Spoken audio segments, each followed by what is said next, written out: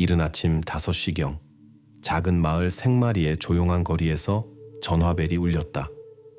전화를 건 사람은 나이든 여성이었고 그녀의 목소리는 두려움과 혼란으로 떨리고 있었다. 그녀는 교환원에게 단 한마디만 했다. 방금 시체를 발견했어요. 경찰은 이 발견이 이 조용한 마을의 역사상 가장 어두운 이야기의 시작이 될 것이라고는 상상도 못한 채 즉시 현장으로 출동했다. 가장 먼저 도착한 순찰차가 마을 변두리에 있는 낡고 반쯤 허물어진 창고 옆에 멈춰 섰다. 그 창고는 오랫동안 지역의 전설 같은 곳이었다. 아이들은 유령에 대한 무서운 이야기를 나누었고 어른들은 그곳에 청소년들이 모여 쓰레기를 버린다며 불평했다. 하지만 아무도 그곳을 심각하게 생각하지 않았다. 이제 그 창고는 범죄 현장이라고 적힌 노란색 테이프로 둘러싸여 있었다. 경찰관들은 조용히 바리케이드를 설치했고 이른 시간에 행인들은 길 건너편에 멈춰서서 도대체 무슨 일이 일어났는지 이해하려 애썼다. 그들 중 한 명, 보온병에 담긴 커피를 들고 이른 교대 근무에 서두르는 듯한 남자가 경찰관에게 조용히 물었다. 심각한 일인가요? 경찰관은 대답하지 않고 손짓으로 물러나 달라고만 했다. 곧이어 수사팀이 도착했다. 파란 장갑을 낀 감식반, 법의학자, 사복 차림의 형사, 창고에서 작은 물품 자루가 옮겨지고 경찰차 보닛 위에 조심스럽게 펼쳐지자 현장의 분위기는 더욱 무거워졌다. 처음에는 평범한 물건들이었다.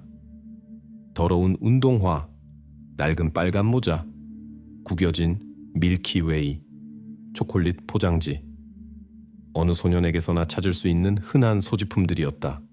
하지만 지금 여기 한 줄로 깔끔하게 놓여있는 모습은 일어난 일을 막지 못한 사람들에 대한 말없는 질책처럼 보였다. 형사는 전문가들이 작업하는 창고를 유심히 바라보았다. 그의 주위 공기마저 무거워진 듯했다. 그는 주머니에서 수첩을 꺼내 천천히 무언가를 적기 시작했다. 나중에 누군가는 그의 손이 약간 떨리고 있었다고 말했다. 아침 8시경 마을이 잠에서 깨어나고 이웃거리에 소문이 퍼지기 시작했을 때 경찰은 주민들이 가장 두려워하던 사실을 확인시켜 주었다. 발견된 시신은 루카스 반 더 베인의 것이었다. 바로 전날 저녁 산책하러 나갔다가 다시는 돌아오지 않은 바로 그 루카스였다. 그 순간 작은 마을의 모든 삶이 멈춰섰다. 돌이킬 수 없는 일이 일어났다는 것이 명백해졌기 때문이다.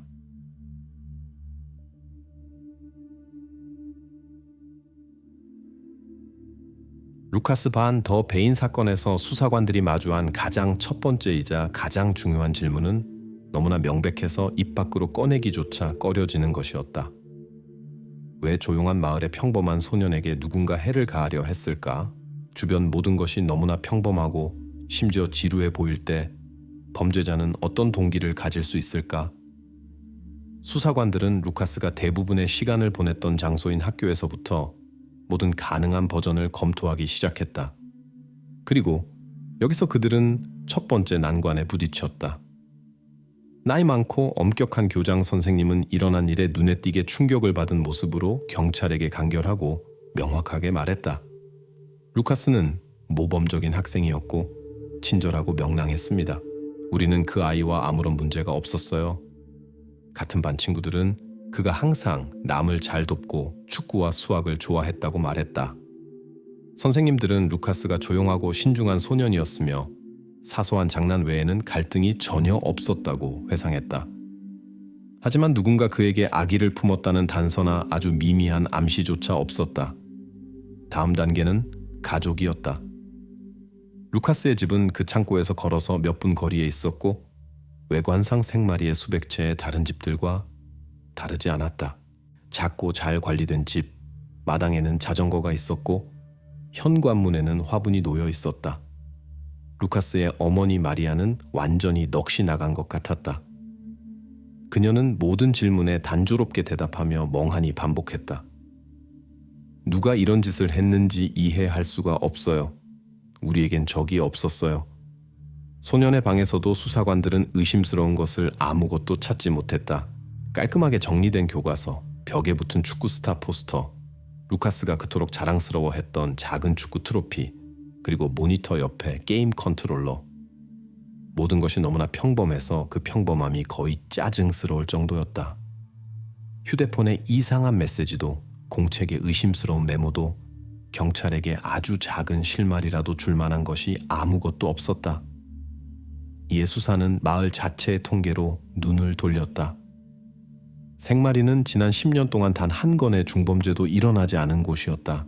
연중 가장 큰 행사는 보통 시축제의 장터였고, 경찰은 심각한 수사보다는 길 잃은 개를 다루는 일이 더 잦았다. 루카스가 낯선 사람에게 공격당했을 수 있다는 버전조차 공상과학소설처럼 들렸다. 그것은 모두가 서로를 알고 집 문을 활짝 열어두는 것이 일상인 이 마을의 삶과는 전혀 맞지 않았다. 수일간의 수색과 수많은 신문, 검토 끝에 경찰은 실망스러운 결론에 도달했다. 원인이 명확히 기재되어야 할 예비 수사 보고서에는 짧고 차가운 문구가 적혀 있었다. 동기, 미확인. 바로 이 짧은 문장이 범죄를 완전한 미스터리로 만들었고, 수사관들에게 루카스에게 해를 가한 자가 바로 근처 어딘가에 있으며 아마도 아직 발견되지 않았을지도 모른다는 사실을 깨닫게 했다. 길.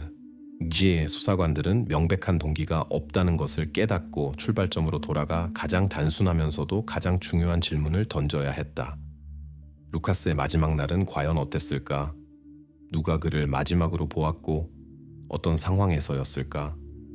모든 것은 평범한 아침에 시작되었다. 화요일, 맑은 날씨. 루카스는 여느 때처럼 아침 7시경에 일어나 우유에 시리얼을 빨리 먹고 학교로 달려갔다.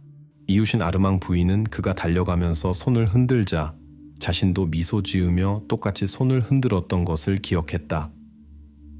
그때는 그날이 다른 수십 개의 날들과 다르지 않을 것처럼 보였다. 학교 선생님들도 루카스를 조용하고 심지어 약간 몽상적인 아이로 기억했다. 마지막 수업인 수학 시간에 그는 약간 산만해 보였고 창밖을 내다보며 공책 가장자리에 무언가를 끄적였다. 선생님이 그를 꾸짖었지만 악의는 없었다. 루카스는 멋쩍게 미소 지으며 고개를 끄덕였다. 2시 30분에 학교 종이 울리자 루카스는 같은 반 친구인 피터와 함께 학교를 나섰다. 두 소녀는 베이커 스트리트 모퉁이까지 함께 걸었고 거기서 작별 인사를 한 후 피터는 왼쪽으로, 루카스는 직진하여 시립공원 방향으로 갔다. 이 순간부터 목격자들의 진술이 엇갈리기 시작했다. 일부 주민들은 나중에 루카스가 누군가를 기다리거나 집에 서둘러 가지 않는 것처럼 천천히 걷는 것을 보았다고 말했다. 다른 진술들은 더욱 모호했다. 하지만 가장 귀중한 증언은 공원에서 놀던 아이들에게서 나왔다. 신문 기록에는 제시카 모렐 10살, 데니 르그랑 9살, 그리고 겨우 8살인 엠마 델크루아의 이름이 나란히 적혀 있었다. 각자 세부 사항은 약간 달랐지만 대체로 비슷한 이야기를 했다. 제시카는 경찰에게 오후 3시경 루카스를 보았다고 말했다.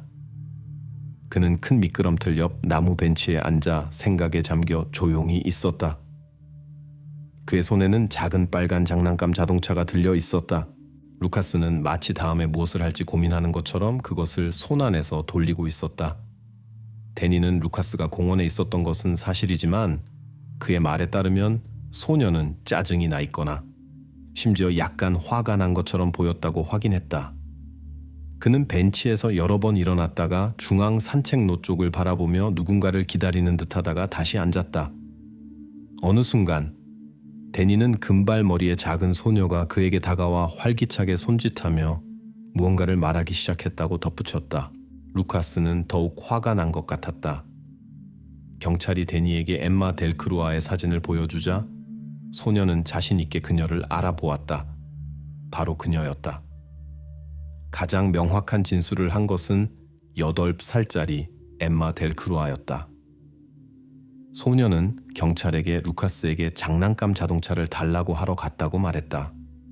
바로 그가 벤치에 앉아 가지고 있던 빨간 자동차였다. 그건 제 오빠 장난감이었는데 루카스가 돌려주지 않았어요.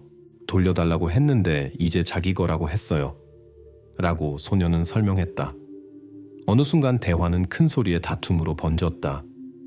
루카스는 심지어 목소리를 높여 말했다. 나 좀 내버려둬, 엠마. 그냥 장난감 자동차잖아. 다른 아이들도 그 다툼이 눈에 띄게 긴장되어 있었다고 확인했다.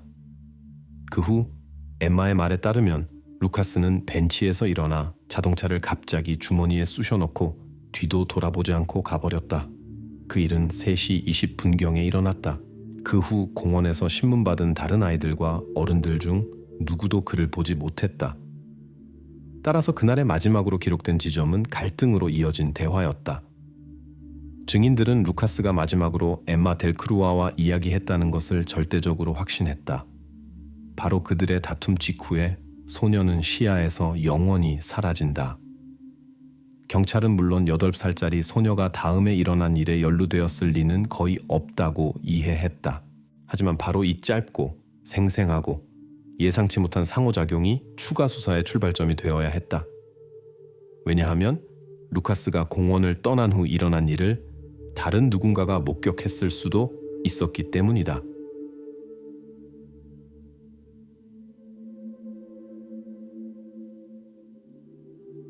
루카스를 마지막으로 본 사람은 어린 엠마 델크루아였다. 그들은 단순한 장난감 자동차를 두고 다투었다. 하지만 이 어린아이의 갈등이 정말로 심각한 일로 이어질 수 있었을까? 답은 하나뿐이었다. 가장 끔찍한 일이 일어난 바로 그 현장에서 단서를 찾아야 했다.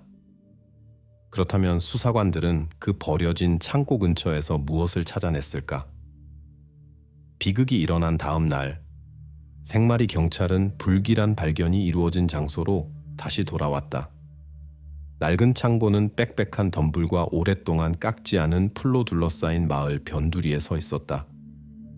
한때는 누군가의 채소밭이었지만 지금은 버려진 땅과 녹슨 못에 겨우 매달린 널빤지뿐이었다.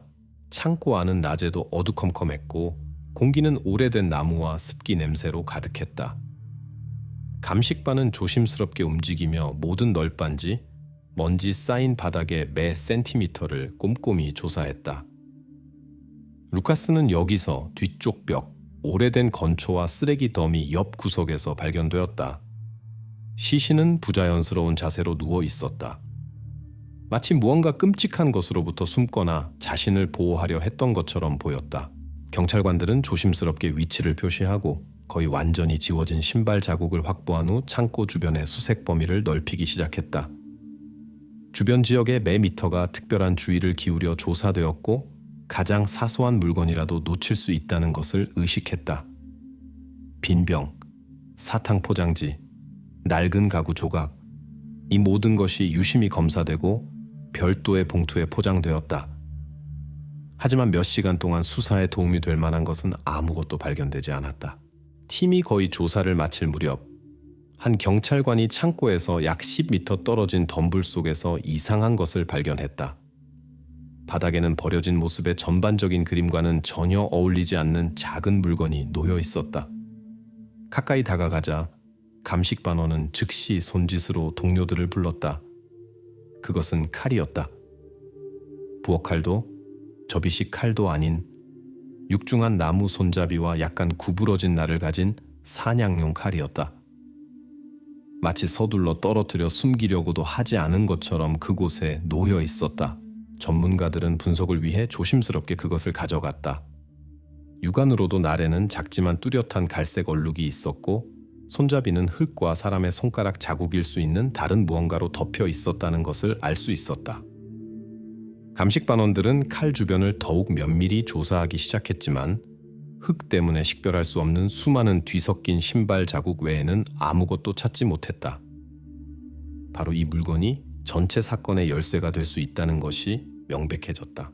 경찰관들은 즉시 루카스와 엠마 사이의 마지막 다툼에 대한 아이들의 말을 떠올렸다.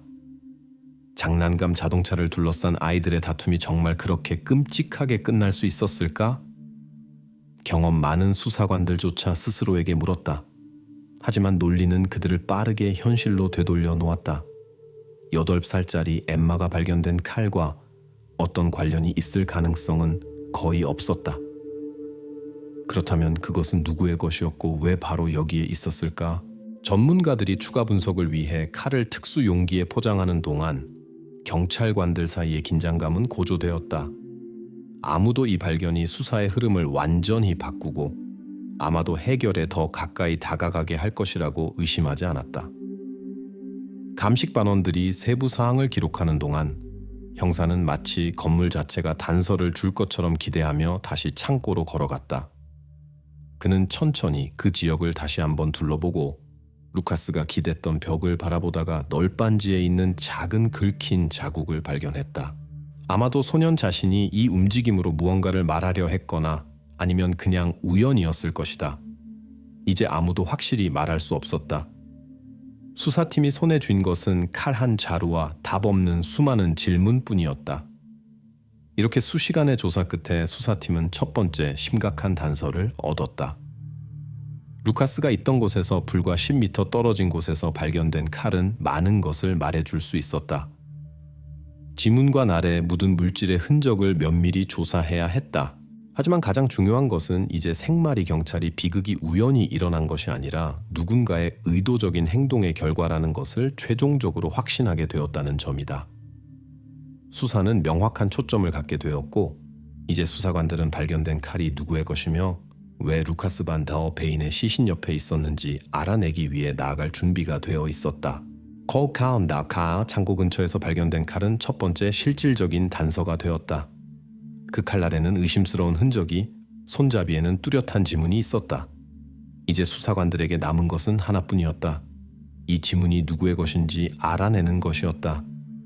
하지만 이 검사가 어디로 이어질지 누가 상상이나 할 수 있었을까? 전문가들은 발견된 칼을 즉시 지문 감식을 위해 실험실로 보냈다. 이것은 며칠이 걸리는 표준 절차였고 감식 반원들이 결과를 기다리는 동안 수사관들은 가만히 있지 않았다. 그들은 델크루아 가족과 다시 한번 이야기하기로 결정했다. 결국 엠마는 그날 루카스를 마지막으로 본 사람이었고 그와 다툰 상대이기도 했다. 델크루아 가족의 집은 공원에서 불과 몇 블록 떨어진 곳에 있었다.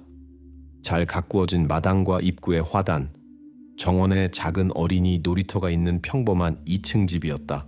엠마의 부모인 피에르와 카미유는 걱정스럽지만 환대하며 수사관들을 맞이했다. 그들은 경찰이 왜 다시 자신들과 이야기해야 하는지 아직 이해하지 못했다. 형사는 조심스럽고 서두르지 않으며 최근 며칠 딸의 기분, 그리고 마지막으로 엠마의 행동에 이상한 점이나 집안에 특이한 사건이 있었는지에 대해 질문하기 시작했다. 부모는 서로를 쳐다보았고 형사는 즉시 그들이 무언가를 기억해냈다는 것을 알아차렸다. 피에르 델크루아는 며칠 전 자신의 사냥용 칼 중 하나가 없어진 것을 알아차렸다고 갑자기 말했다. 그것은 그가 찬장 맨 위 선반 상자에 보관하던 낡은 칼이었는데 엠마가 스스로는 도저히 닿을 수 없을 것 같은 곳이었다. 처음에는 중요하다고 생각하지 않았어요. 그는 혼란스러워하며 고백했다. 그냥 제가 다른 곳에 둔 줄 알았죠. 지금 생각해보니 그럴 가능성은 희박하지만요. 형사는 부모에게 없어진 칼에 대해 더 자세히 묘사해달라고 요청했다. 피에르는 주저없이 설명했다. 나무 손잡이, 약간 구부러진 칼날, 꽤 육중한 칼. 그의 목소리는 단어마다 점점 작아졌고 형사는 그 묘사가 발견된 증거물과 정확히 일치한다는 것을 이해했다. 엠마의 부모는 겁에 질리고 혼란스러워 보였다. 그들의 딸은 평범한 8살짜리 소녀였고 만화를 보고 인형을 가지고 놀고 동물을 사랑했으며 학교에서 누가 다투면 매우 걱정했다. 그 애는 그냥 어린애잖아요. 그렇죠? 카뮤 델크루아가 마치 이 모든 것이 오해일 뿐이라고 스스로를 납득시키려는 듯 물었다. 그 사이 실험실은 작업을 마쳤다. 전문가들은 발견된 지문을 데이터베이스와 비교했다. 처음에는 검사 결과가 나오지 않았다. 이미 경찰의 감시망에 있던 사람들과의 일치점은 없었다. 이것은 더욱 혼란스러웠다. 하지만 그때 한 전문가에게 당연한 아이디어가 떠올랐다. 칼에 묻은 지문을 최근 루카스와 접촉했던 모든 사람들, 즉 증인 아이들을 포함하여 수집된 샘플과 비교하는 것이었다. 검사는 몇 시간 더 걸렸다. 이 시간 내내 수사관들은 긴장된 기대감 속에 있었다. 모두가 결과가 성인, 즉 위협이 될 수 있는 누군가를 가리키기를 바랐다. 대안은 상상할 수 없었기 때문이다. 그러나 실험실에서 온 전화 한 통은 편리한 버전에 대한 마지막 희망을 산산조각 냈다. 일치하는 것을 찾았습니다. 전화기 너머 감식반원의 목소리가 잠시 머뭇거리더니 덧붙였다. 하지만 마음에 들지 않으실 겁니다. 형사가 결과를 손에 쥐었을 때 그는 자신의 눈을 믿기 전에 그것을 여러 번 읽어야 했다. 범행에 사용된 칼 손잡이의 지문은 8살짜리 엠마 델크루아의 지문과 정확히 일치했다. 처음에는 아무도 믿으려 하지 않았다. 하지만 문서는 눈앞에 흑백으로 놓여 있었다. 이름, 나이, 검사 날짜, 모든 것이 일치했다. 이제 수사관들은 어떻게 진행해야 할지 결정해야 했다. 그날 저녁 경찰차가 델크루아 가족의 집 앞에 섰다. 창문으로 경찰관들을 본 엠마의 부모는 즉시 소식이 좋지 않다는 것을 알아차렸다. 피에르가 문을 열었고 그 뒤에는 카미유가 딸을 꼭 껴안고 서 있었다. 딸은 주변 사람들이 왜 그렇게 긴장했는지 이해하지 못했다. 형사는 조용하지만 단호하게 말했다. 검사 결과가 나왔습니다.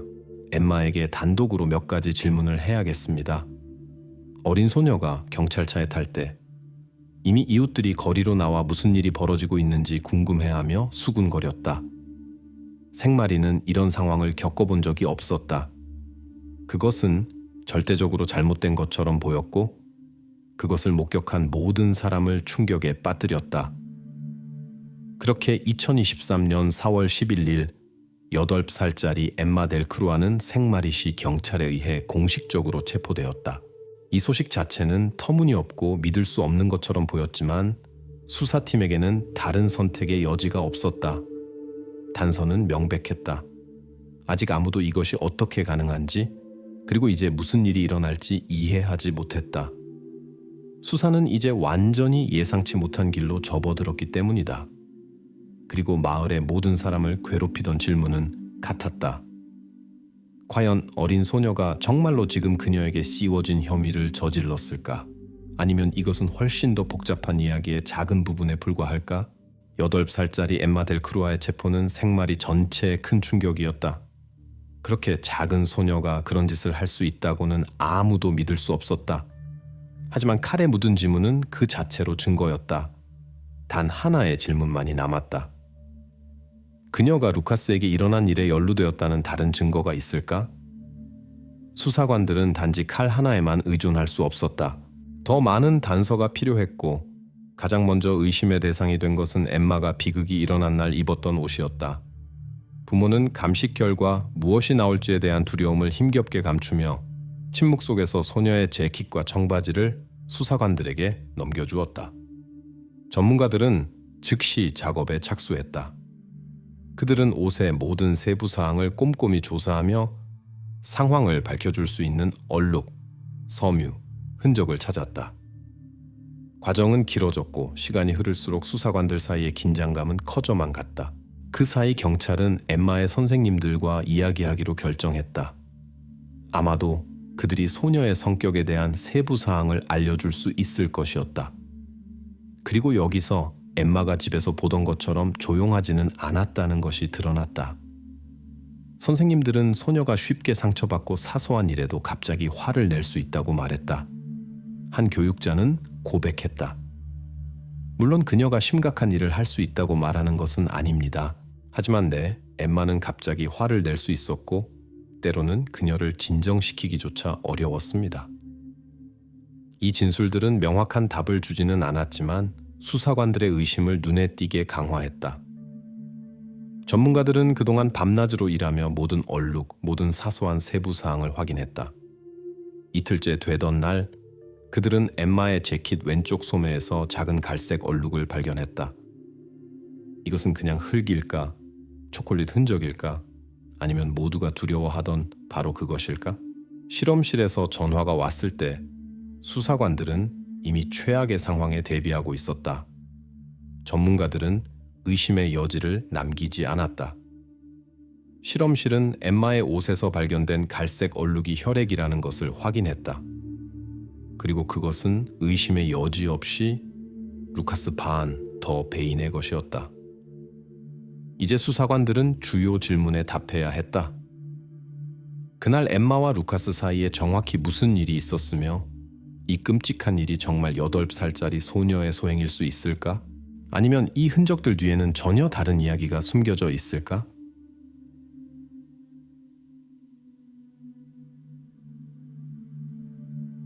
라운드업 모든 단서는 엠마 델크루아를 가리켰다. 칼에 묻은 지문, 옷에 묻은 피. 그림은 그 어느 때보다 명확해 보였다. 단 하나의 질문만이 남았고 그 대답에 많은 것이 달려 있었다. 엠마 자신은 그날 일어난 일에 대해 무엇이라고 말했을까? 엠마의 신문은 심리학자와 그녀의 부모가 동석한 가운데 진행되었다. 소녀는 겁에 질리고 혼란스러워 보였으며 왜 계속해서 자신에게 루카스에 대해 묻는지 완전히 이해하지 못했다. 형사가 조심스럽게 공원에서의 다툼 이후에 무슨 일이 있었는지 묻자 엠마는 고개를 숙이고 조용히 말했다. 도와주려고 했어요. 소녀는 이 말을 연달아 여러 번 반복했다. 마치 주변 사람들에게 오직 자신만이 아는 무언가를 납득시키려는 듯했다. 도와주려고 했다는 말이 무슨 뜻인지 설명해달라는 요청에 엠마는 혼란스럽게 어깨를 으쓱하며 덧붙였다. 그가 거기에 누워 있었어요. 뭘 해야 할지 몰랐어요. 방 안은 완전한 침묵에 휩싸였다. 심리학자는 엠마에게 부드럽게 그녀가 본 것을 더 자세히 이야기해달라고 요청했다. 소녀는 한숨을 쉬고 몇 초간 침묵하다가 설명하려 애썼다. 제가 갔을 때 루카스는 이미 바닥에 누워 있었어요. 그의 손을 만졌는데 움직이지 않았어요. 무서워서 도움을 청하러 달려갔어요. 형사와 심리학자는 서로를 쳐다보았다. 엠마의 부모도 혼란스러워 보였다. 그녀의 말은 진실되게 들렸지만 경찰이 가진 증거와는 전혀 맞지 않았다. 그렇다면 그녀의 재킷에 묻은 피는 어디서 왔고 왜 그녀의 지문이 칼에 있었을까? 형사는 소녀를 놀라게 하지 않으려 조심스럽게 다음 질문을 던졌다. 그리고 루카스에게 그런 짓을 한 사람을 봤니? 엠마는 고개를 저으며 거의 속삭이듯 말했다. 아니요, 아무도 없었어요. 그냥 루카스가 누워 있었고 칼이 바닥에 있었어요. 그녀의 옷에서 루카스의 피가 발견되었다는 설명을 듣자 소녀는 눈에 띄게 더욱 겁을 먹었다. 그녀는 손으로 눈을 비비기 시작하며 계속해서 반복했다. 정말 기억이 안 나요. 왜 그런지 모르겠어요. 심리학자는 엠마가 진정할 수 있도록 잠시 휴식을 제안했고 그러자 소녀는 다시 정말로 도움을 청하러 달려갔으며 루카스를 매우 걱정했고 결코 그에게 나쁜 짓을 하지 않았을 것이라고 말하기 시작했다. 하지만 그녀의 뒤죽박죽이고 모순된 진술은 상황을 더욱 어렵게 만들 뿐이었다. 수사관들은 소녀의 말이 어떻게 그녀를 명백한 용의자로 지목하는 흔적들과 일치할 수 있는지 이해할 수 없었다. 기록에는 엠마가 자신의 옷에 피가 묻은 이유를 명확하게 설명하지 못했다고 적혀 있었다. 더욱이 그녀의 진술에는 수사관들을 크게 불안하게 만든 모순이 있었다. 만약 그녀가 루카스를 직접 공격했다면 왜 그렇게 필사적으로 그를 도우려 했다고 주장하는 것일까? 이 시점에서 수사관들은 소녀가 무언가를 숨기고 있거나 진실을 말하기를 두려워하거나 본 것에 너무 겁을 먹어 기억이 뒤섞이고 부정확할 수 있다는 인상을 받았다. 하지만 모순은 너무나 명백해서 그냥 무시할 수 없었다. 바로 이 결정적인 모순이 수사팀으로 하여금 그때까지 명백해 보였던 버전에 대해 처음으로 의심하게 만들었다. 만약 엠마가 정말로 루카스를 공격했다면 왜 그녀는 그렇게 끈질기게 도움을 청하러 달려갔다고 말하는 것일까? 그녀의 이야기에는 무언가 맞지 않는 부분이 있었다. 경찰은 처음으로 이 비극적인 사건 뒤에 전혀 다른, 훨씬 더 복잡한 이야기가 숨겨져 있을 가능성을 허용했다. 그리고 이제 어떤 이야기인지 알아내야 했다.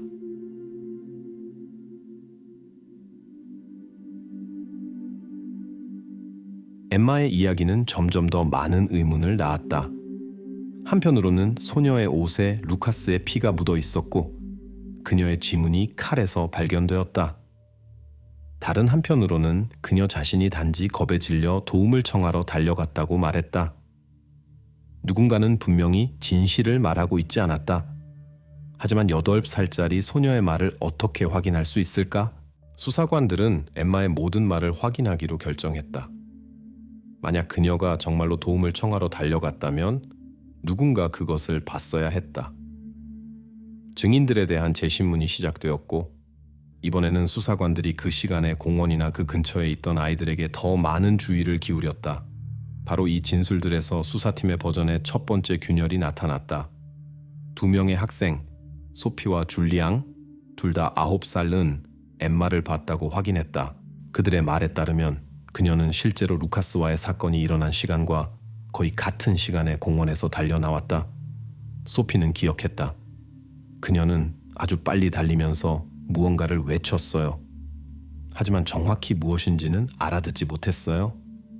줄리앙은 엠마가 겁에 질려 보였고 심지어 울고 있었다고 덧붙였다.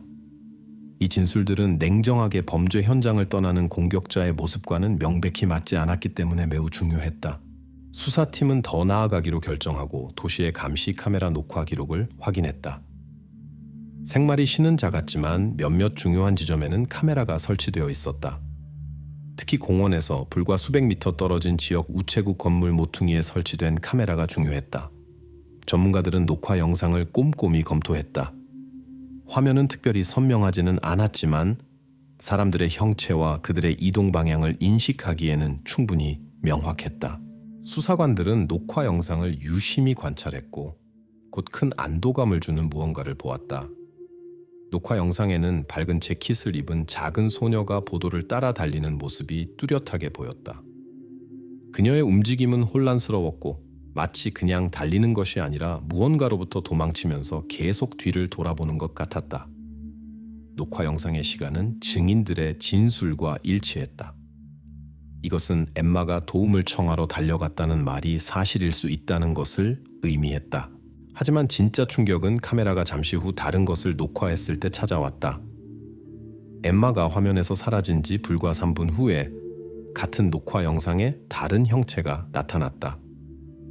후드티를 입은 키 큰 사람, 분명 성인이나 적어도 나이가 많은 10대였다. 그는 빠르지만 자신감 있게 걸었고 마치 공원 지역을 빨리 벗어나려는 듯 했으며 잠시 카메라 쪽을 쳐다보기까지 했다. 녹화 영상은 이 사람의 신원을 즉시 확인하기에는 너무 흐릿했지만 그 시간에 그 장소에 그가 나타났다는 사실만으로도 전체 사건을 뒤집어 놓았다. 이 순간까지 수사는 단 하나의 선을 따라 진행되었고 갑자기 수사의 흐름을 완전히 바꿀 수 있는 완전히 새로운 인물이 나타났다. 수사관들은 이 사람이 누구이며 루카스와의 이야기에서 어떤 역할을 했는지 시급히 알아내야 한다는 것을 이해했다. 이제 모든 상황은 다시 불분명해졌지만 대신 새롭고 중요한 출발점이 생겼다. 감시 카메라의 녹화 영상은 엠마의 말을 완전히 확인시켜 주었다. 그녀는 실제로 도움을 청하러 달려갔고 그 순간 진심으로 겁에 질려 있었다. 하지만 그녀가 나타난 지 불과 몇 분 후에 화면에 나타난 남자는 누구였을까? 바로 그의 형체가 수사관들로 하여금 그들이 지금까지 잘못된 방향을 보고 있었을지도 모른다는 것을 깨닫게 했다.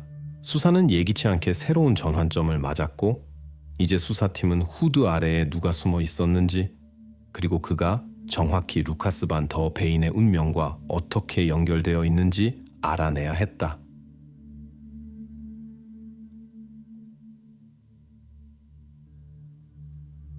카메라에 후드를 쓴 정체불명의 인물이 나타난 후 수사는 완전히 새로운 국면을 맞았다. 엠마의 연루설은 이제 더 이상 명백해 보이지 않았고 경찰은 모든 단서를 다시 확인하기로 결정했다. 주요 질문은 이것이었다. 다시, 더 자세한 조사를 통해 무엇이 밝혀질까? 가장 먼저 수사관들은 전문가들에게 다시 연락하여 엠마의 옷에 묻은 혈흔에 대한 심층 분석을 요청했다. 그들은 이 얼룩이 어떻게 그녀의 재킷에 묻을 수 있었는지 알아내야 했다.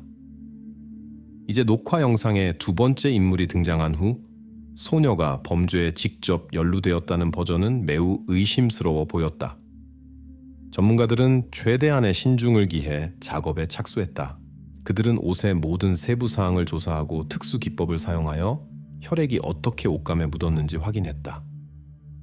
그들의 조사의 새로운 단계 하나하나가 사건의 흐름을 완전히 바꿀 수 있었기 때문에 점점 더 중요해졌다. 그리고 불과 이틀 후 전문가들은 예비 결과를 발표했고, 이는 즉시 수사관들 사이에 큰 흥분을 불러일으켰다. 법의학자는 엠마의 재킷에 있는 얼룩의 종류를 자세히 설명했다. 그것은 갑작스러운 움직임이나 타격으로 인해 생기는 튀긴 자국이 아니었다. 그것은 접촉 흔적이었다. 즉, 사람이 도움을 주려고 하거나 이미 존재하는 상처에 우연히 접촉했을 때 생기는 종류였다. 이 결론은 엠마가 루카스를 돕기 위해 그를 만져서 무슨 일이 있었는지 확인하려 했다는 그녀의 말을 뒷받침했다. 하지만 수사관들은 최종적으로 확신해야 했다. 그들은 전문가들에게 루카스의 몸에 있는 상처의 종류도 자세히 조사해달라고 요청했다. 법의학자는 모든 상처를 다시 한번 주의 깊게 확인하고 즉시 중요한 점을 발견했다.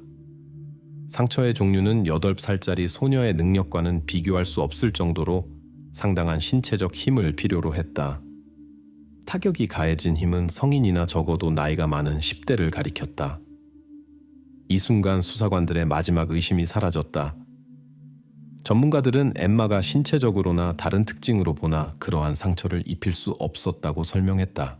모든 것이 소녀가 실제로 잘못된 시간에 잘못된 장소에 있었고 도움을 주려고 했을 수 있다는 사실과 일치했다. 칼에 묻은 흔적, 그녀의 지문, 피. 이 모든 것이 이제 가장 엄격한 비평가들에게도 명백해진 단순히 돕고 싶었던 마음으로 설명될 수 있었다. 2023년 4월 15일은 최종적인 전환점이 되었다. 법의학적 조사는 엠마가 루카스 공격에 가담했을 가능성이 없음을 공식적으로 확인했다. 이 결론은 초기 버전과 완전히 모순되었고 수사에 완전히 새로운 방향을 열어주었다. 4월 15일의 조사는 엠마 델 크루아의 모든 혐의를 최종적으로 벗겨주었다. 이제 경찰은 그들이 내내 잘못된 단서를 쫓고 있었다는 것을 이해했다. 진짜 범인은 아직 잡히지 않았고 아마도 감시 카메라에 녹화된 그 정체불명의 인물일 것이다. 단순한 아이들의 다툼으로 시작된 모든 이야기는 훨씬 더 복잡하고 끔찍한 미스터리로 변해버렸다. 이제 수사팀은 후드티 속 인물의 정체와 그가 지금까지 수사망에 걸리지 않은 이유를 밝혀내야 했다.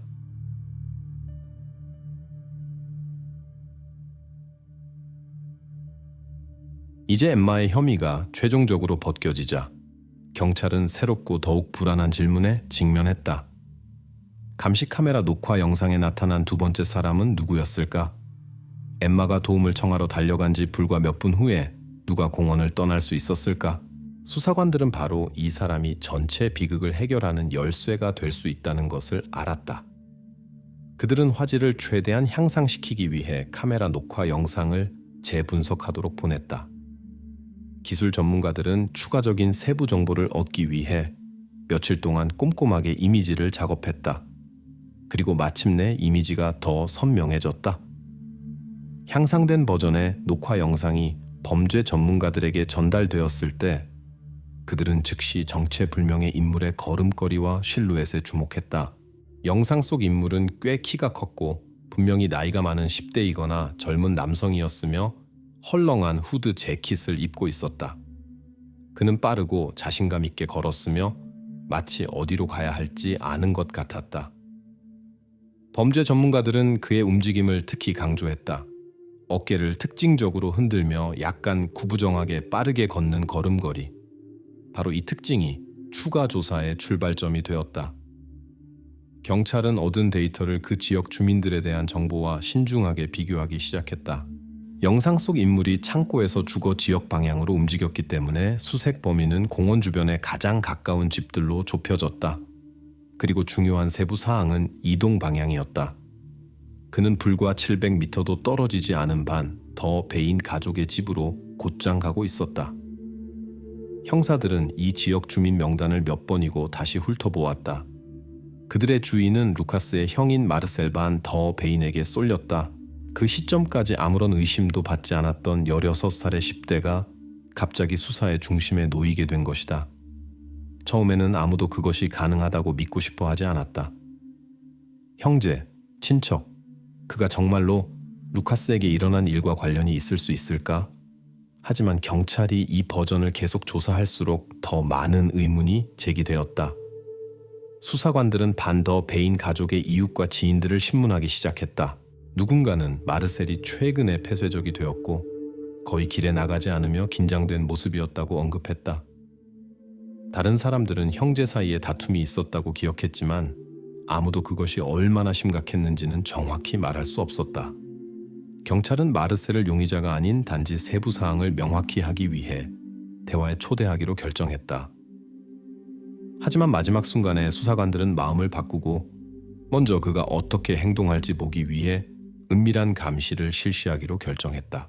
이 시간 내내 기술 전문가들은 영상 속 인물을 최종적으로 식별하려고 노력했다.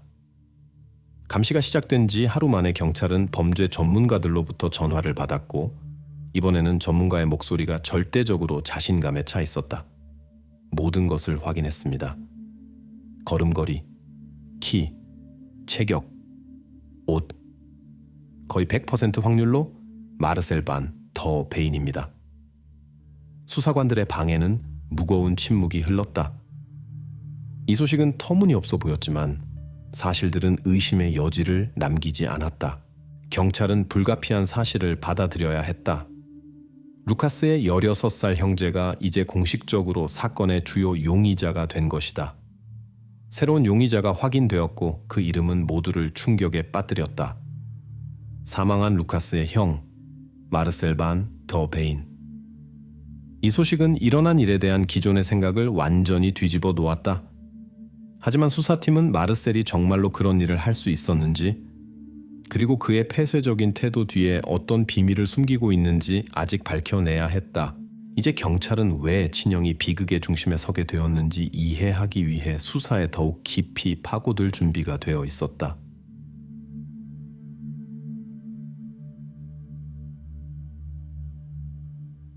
아디모 수사관들이 새로운 용의자의 이름을 거론하자 마을의 모든 것이 멈춘 듯했다. 아무도 형이 루카스와의 비극에 연루되었을 것이라고 믿을 수 없었다. 하지만 이제 가장 중요한 질문은 그것이 아니었다. 만약 마르셀이 정말로 유죄라면 어떤 동기가 그를 그런 행동으로 이끌었을까? 이를 이해하기 위해 수사관들은 마르셀의 삶에 대한 모든 가용한 데이터를 수집하기로 결정했다. 첫 단계는 학교 방문이었다. 그곳에서 그들은 인사 기록과 정기적으로 그 청소년과 상담했던 심리학자의 기록을 요청했다. 페이지를 넘길수록 그림은 더욱 불안해졌다. 학교 심리학자의 기록에서 마르셀이 평범한 10대가 아니었음이 분명해졌다. 그는 가족 내에서의 복잡한 관계, 특히 어머니와의 관계에 대해 여러 번 이야기했다. 심리학자는 눈에 띄는 그의 몇 가지 말을 기록했다. 엄마는 나를 이해하지 못해요. 엄마에게는 루카스가 항상 더 낫고 항상 더 중요해요. 그리고 더 가혹한 말도 있었다. 항상 모든 것이 그 애차지가 되는 것에 진절머리가 나요. 그는 어리고 모든 것이 허용되는데 나는 그냥 아무것도 아니에요. 수사관들은 반 더 베인과의 실제 관계에 대해 더 많이 알기 위해 가족의 친구들과 이웃들을 신문하기로 결정했다. 그리고 마르셀과 그의 어머니 사이의 긴장감에 대해 많은 사람들이 알고 있다는 것이 밝혀졌다. 이웃 중 한 명인 르루 부인은 직접적으로 말했다. 아시다시피 그들 가족에서는 루카스가 사랑받는 아이라는 것이 항상 보였어요. 마르셀은 배경에 머물렀고 거의 소통하지 않았죠. 가끔 그가 어머니와 다투는 소리를 들었는데 그는 항상 같은 말을 반복했어요. 불공평함에 대해서요. 가족의 친구인 클로드 고티에는 마르셀이 최근에 많이 변했다고 확인했다. 그는 폐쇄적이고 뚱해졌어요.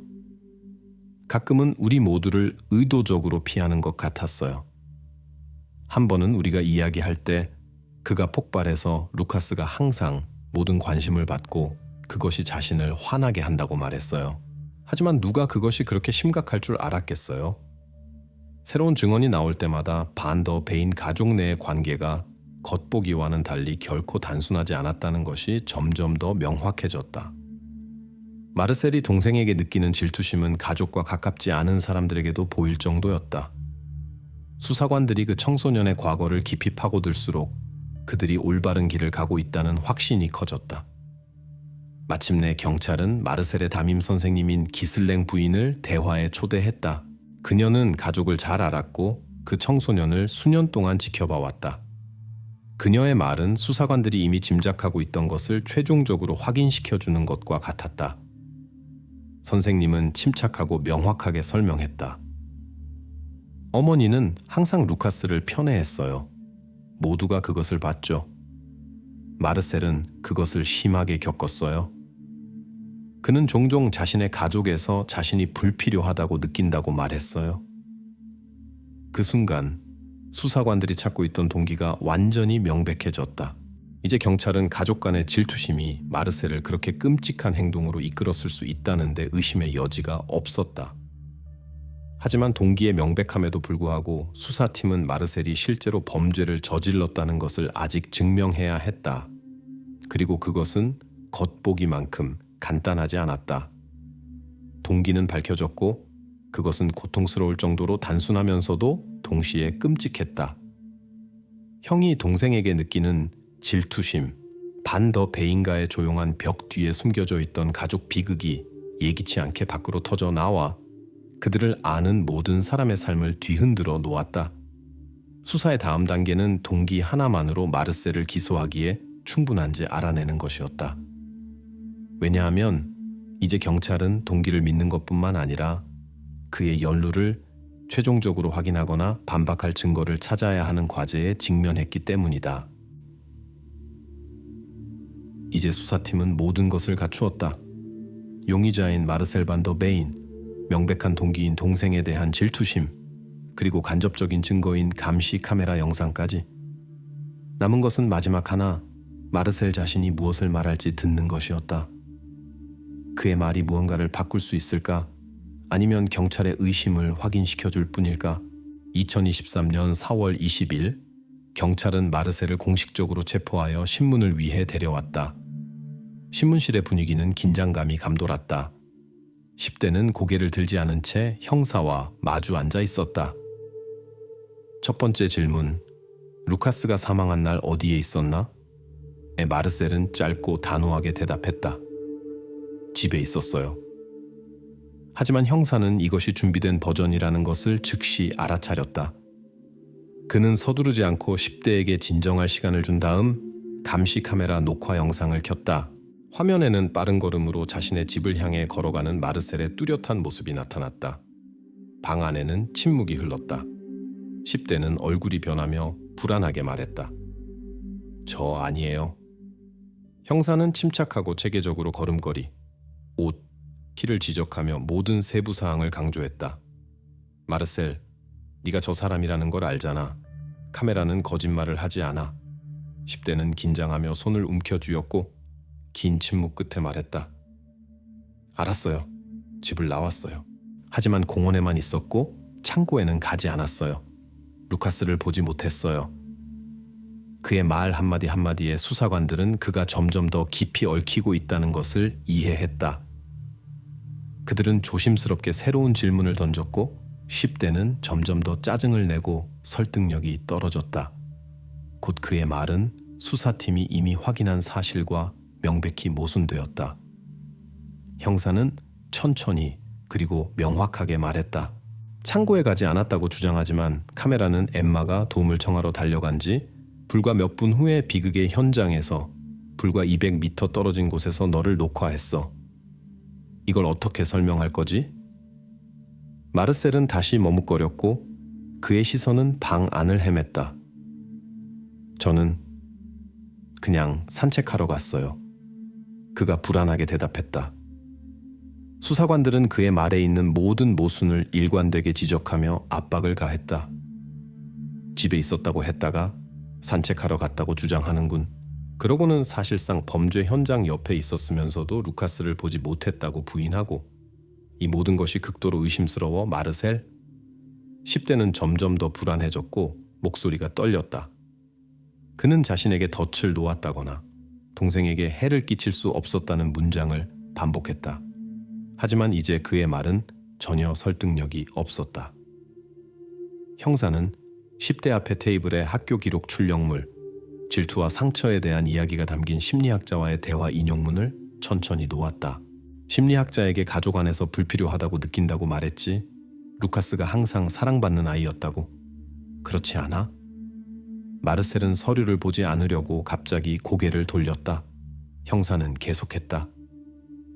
선생님들과 이웃들은 네가 동생에게 질투할 이유가 있었다고 확인했어. 불공평함에 대해 모든 것이 그에게 가고 너에게는 아무것도 없다는 것에 대해 말했지. 아마도 그것이 네 행동의 이유였을까? 마르셀은 갑자기 고개를 들고 소리쳤다. 내가 한 짓이 아니야. 그럴 수 없었어. 하지만 그의 목소리에는 더 이상 확신이 없었고 절망과 분노만 있었다. 그럼 범죄 현장 근처에 왜 있었는지 설명해봐. 네 행방에 대해 왜 거짓말을 했지? 형사가 차분한 톤으로 물었다. 10대는 무언가 말하려는 듯 입을 열었지만 입을 다물었다. 그는 천천히 고개를 숙이고 앞에 놓인 테이블을 응시했다. 그의 어깨가 축 처졌고 더 이상 반박할 말이 없다는 것이 분명해졌다. 방 안에는 무거운 침묵이 흘렀고 그때 형사가 조용히 물었다. 진실을 말할 준비가 됐나? 하지만 마르셀은 더 이상 대답하지 않았다. 그는 입술을 굳게 다물고 천천히 고개를 저었다. 더 이상 아무 말도 안 할 거예요. 그가 조용히 말했다. 신문은 막다른 골목에 이르렀다. 마르셀 반 더 베이는 침묵하며 추가 진술을 거부했다. 그의 완고한 침묵은 경찰의 의심을 더욱 증폭시켰고 사건의 새로운 극적인 전환점을 부여했다. 이제 수사관들은 마르셀의 비극에서의 진짜 역할을 밝히기 위해 반박할 수 없는 증거를 찾아야 했다. 왜냐하면 10대의 침묵은 단 한 가지를 의미할 수 있었기 때문이다.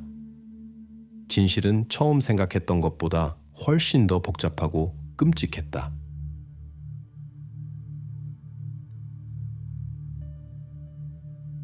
마르셀은 말을 거부했다.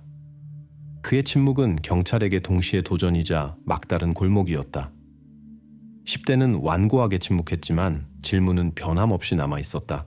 어떻게 마르셀을 범행 도구인 델크루아 가족 소유의 바로 그 칼과 직접적으로 연결할 수 있을까? 수사관들은 다시 엠마의 아버지인 피에르 델크루아에게 돌아가기로 결정했다. 아마도 그는 마르셀이 어떻게 그의 차고에 있는 칼에 접근할 수 있었는지 밝혀줄 어떤 세부 사항을 기억해낼 수 있을지도 몰랐다. 경찰이 그에게 다시 묻자 피에르는 생각에 잠겼고 분명히 중요한 무언가를 기억해내려 애썼다. 잠깐만요. 그가 갑자기 놀란 얼굴로 말했다. 이제야 기억나네요. 칼이 없어지기 며칠 전에 우리 차고 근처에서 누군가를 봤어요. 10대였는데 처음에는 신경 쓰지 않았어요. 이웃집 아이들 중 하나겠거니 했죠. 하지만 지금 보니 네, 마르셀이었어요.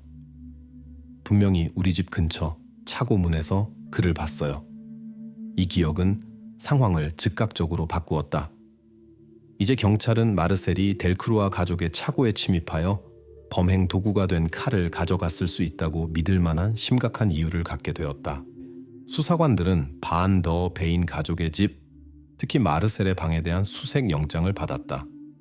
그들은 신속하고 신중하게 행동하며 10대의 방에 있는 모든 세부 사항을 조사했다. 언뜻 보기에는 의심스러운 것이 없었다. 평범한 10대의 혼란스러움, 벽에 붙은 포스터, 바닥에 널린 옷들. 하지만 수사관들은 더 깊이 찾아야 한다는 것을 알고 있었다. 책상 서랍 중 하나에서 그들은 분명히 마르셀의 것이 아닌 몇 가지 작은 물건들을 발견했다. 그것들은 언뜻 보기에는 사소한 것들이었다. 작은 군인 인형, 라이터, 몇 개의 동전, 그리고 특히 중요한 것은 클래식 자동차 모양의 특이한 금속 열쇠고리였다. 이 모든 물건들은 마치 다른 사람들에게서 가져온 것처럼 낯설어 보였다. 수사관들은 이 물건들을 이웃들에게 확인하기로 결정했고 곧 명확해졌다. 열쇠고리는 델크루아 가족의 것이었고 보통 칼이 사라진 바로 그 차고에 보관되어 있었다. 피에르는 열쇠고리를 즉시 알아보았다. 이거 제 거예요. 분명히 제 거예요. 없어진 줄도 몰랐는데. 이 발견은 결정적이었다. 이제 수사팀은 마르셀이 반복적으로 남의 집과 차고에 침입하여 여러 가지 사소한 물건들을 가져갔다는 것을 이해했다.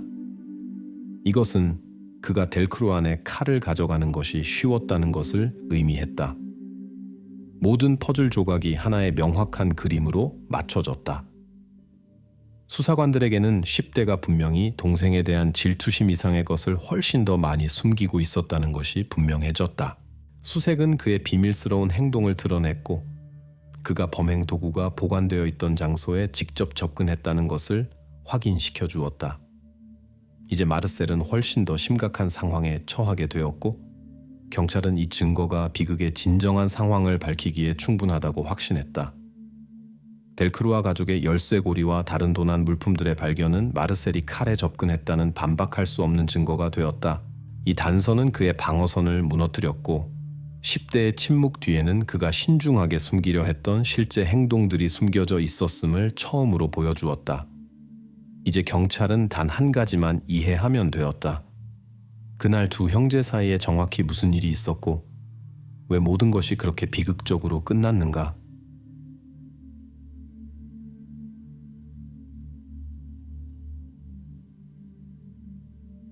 이제 경찰은 정확히 알고 있었다.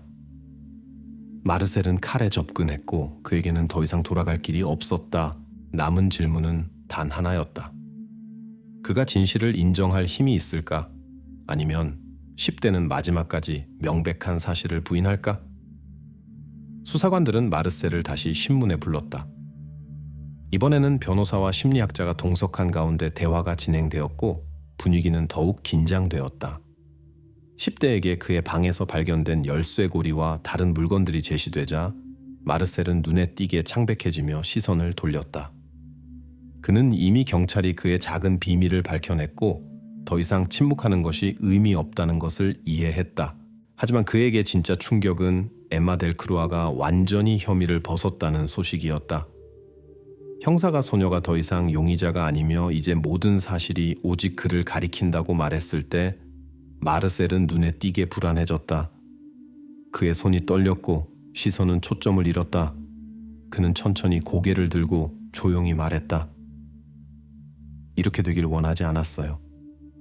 형사는 조심스럽게 거의 동정심을 담아 물었다. 마르셀, 그날 정확히 무슨 일이 있었던 거지? 10대는 오랫동안 침묵했고 마치 한마디 한마디가 엄청난 노력을 요하는 것처럼 무겁게 숨을 쉬었다. 하지만 그러다 마음을 다잡고 말하기 시작했다. 우리는 다퉜어요. 늘 그렇듯 어떤 바보 같은 일 때문이었죠. 루카스가 또 엄마가 자기에게는 새 것을 사주고 내게는 안 사줬다고 자랑하기 시작했어요. 그게 그냥 저를 미치게 만들었어요. 그런 걸 계획한 건 아니었어요. 마르셀은 말을 멈추고 힘겹게 침을 삼켰다. 그리고 계속했다. 그냥 칼을 가져갔어요. 그를 겁줘서 그가 얼마나 운이 좋은지에 대해 말하는 걸 멈추게 하려고요. 하지만 그때 그가 소리를 지르기 시작했고 우리는 싸우기 시작했어요. 그를 다치게 하고 싶지 않았어요. 하지만 갑자기 모든 게 너무 빨리 일어났어요. 방은 완전한 침묵에 잠겼고 수사관들은 무거운 마음으로 10대의 고백을 들었다. 마르셀은 자신이 무슨 짓을 했는지 깨달았을 때 즉시 겁이 나서 근처에 칼을 버리고 도망쳤다고 말했다. 바로 그 순간 카메라가 그를 녹화했던 것이다. 그는 다른 누군가가 루카스를 보고 어린 엠마처럼 그를 도우려 할 것이라고는 상상도 하지 못했다. 마르셀 반 더 베인의 고백은 명확하고 오해의 여지가 없었다. 이제 수사팀에게는 비극의 모든 상황이 명확해졌다. 작은 가족 간의 다툼, 아이 같은 질투심, 그리고 여러 사람의 운명을 바꾼 운명적인 결정의 연속. 하지만 이 고백 후에도 이야기는 아직 끝나지 않았다. 경찰은 이것이 얼마나 의도적인 행동이었는지, 그리고 무엇보다도 사건 이후 살아남은 사람들이 어떻게 계속 살아가야 하는지를 이해해야 했다. 오케 마르셀은 모든 것을 고백했다. 이제 수사팀에게 남은 것은 단 하나. 그 비극적인 날의 사건 순서를 정확하게 재구성하는 것이었다. 왜냐하면 이 이야기가 처음부터 끝까지 어떻게 전개되었는지에 대한 질문이 아직 남아 있었기 때문이다. 모든 것은 비극이 일어나기 며칠 전 마르셀이 델크루아 가족의 차고에 침입하여 칼을 훔쳤을 때 시작되었다. 그는 범죄를 계획하지 않았다고. 적어도 신문에서 그렇게 주장했다. 그는 단지 호기심이나 금지된 비밀스러운 것을 소유하고 싶은 욕구에서 칼을 가져갔다. 사건 당일 마르셀은 학교를 마치고 공원 가장자리에 버려진 창고로 가는 동생 루카스를 발견했다.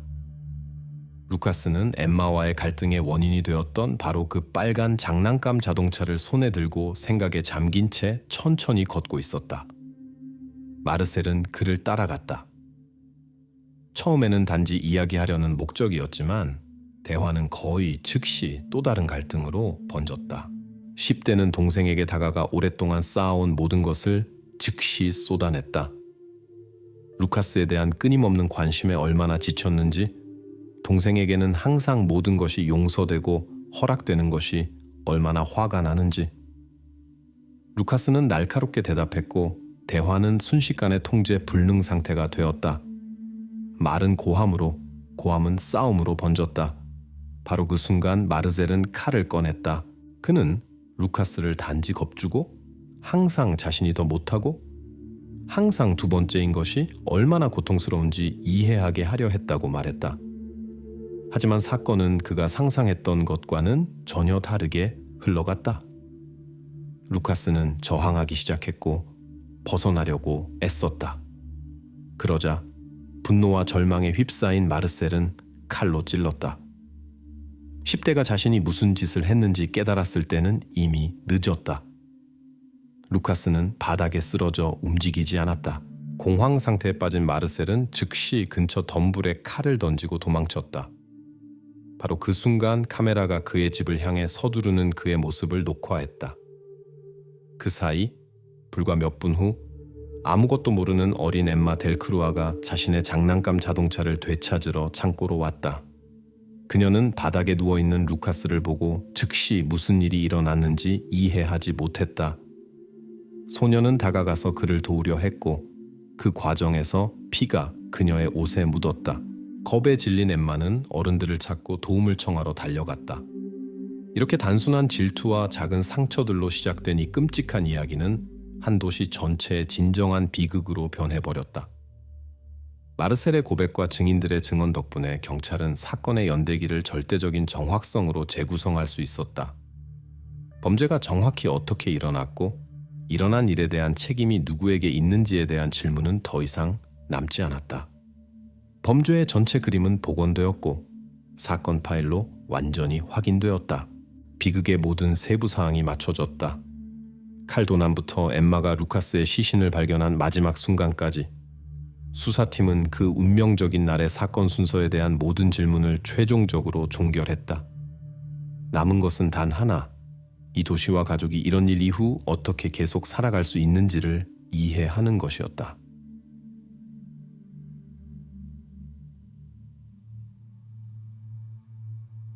범죄는 해결되었고 세부 사항은 모두에게 알려졌지만 이제 주요 질문은 다른 것이었다.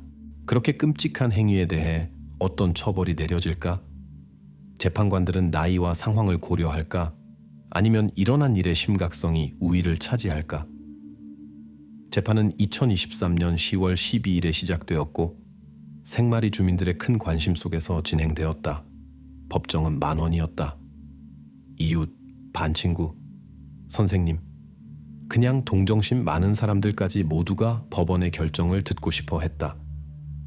검찰은 즉시 주요 혐의인 고의적 살인을 제기했다.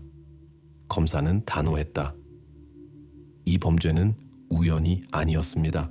피고인은 자신의 행동과 그 결과를 인식하고 있었습니다. 우리에게는 비디오 녹화, 그의 자백, 범죄 현장의 흔적이 있습니다. 모든 것이 그의 완전한 책임 능력을 말해줍니다. 하지만 변호인 측은 다른 입장을 취했다. 마르셀의 변호사는 10대가 심각한 격정 상태에 있었다고 주장했다. 그는 어려운 가족 상황을 강조하고 오랜 감정적 위기에 대한 학교 심리학자의 증언을 제시하며 10대가 결과의 모든 심각성을 인식하지 못했다고 말했다. 변호인 측의 주요 주장은 마르셀의 나이와 그의 감정적 미성숙이었는데 변호사의 견해에 따르면 이는 감경 사유가 되어야 했다. 판사가 마르셀 자신에게 발언 기회를 주자 10대는 일어서서 법정을 바라보았지만 아무 말도 하지 못했다. 그는 단지 조용히 죄송합니다 라고 속삭이고 다시 앉았다. 그의 어머니는 울면서 얼굴을 손으로 가렸고 이 모든 것이 그녀에게 다른 사람들 못지않은 비극이라는 것이 분명했다. 재판관들은 몇 시간 동안 계속된 심의에 들어갔다. 기다림의 분위기는 극도로 긴장되었다. 시민들은 무엇이 더 중요한지에 대해 논쟁했다. 처벌인가? 아니면 개선의 기회인가? 법의 엄격함인가? 아니면 삶이 영원히 파괴된 10대에 대한 자비인가? 마침내 법원이 돌아왔고 법정에는 완전한 침묵이 흘렀다. 판사가 판결을 낭독했다. 법원은 사건의 모든 상황을 검토한 후 마르셀 반 더 베인이 고의적 살인 혐의로 유죄라고 결론 내립니다. 피고인의 미성년자 나이와 범행 당시의 정신 상태를 고려하여 법원은 그에게 미성년자를 위한 폐쇄된 교정시설에서 복역하는 조건으로 10년의 자유형을 선고합니다. 판결은 명확하고 차갑게 선포되었다. 법정에서는 한숨 소리가 들렸다. 어떤 이들에게는 너무 가벼운 결정이었고 다른 이들에게는 개선을 위한 공정한 기회였다. 하지만 모두 한 가지는 이해했다.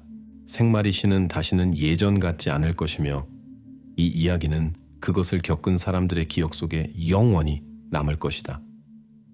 판결은 내려졌고 정의는 실현되었다. 하지만 이 비극 이후 남겨진 사람들에게는 무슨 일이 일어났을까? 그리고 어떤 질문들이 영원히 답을 얻지 못했을까? 엠마 델크루아에 대한 모든 혐의는 취하되었지만 소녀는 회복하는 데 오랜 시간이 걸렸다. 반 더 베인 가족은 무너졌다. 어머니는 일어난 일의 무게를 견디지 못하고 도시를 떠났다. 생마리 주민들은 오랫동안 치유되지 않는 상처의 느낌을 안고 살아가며 그날의 사건들을 기억했다. 몇 달 후 사건은 공식적으로 기록 보관소에 보관되었다.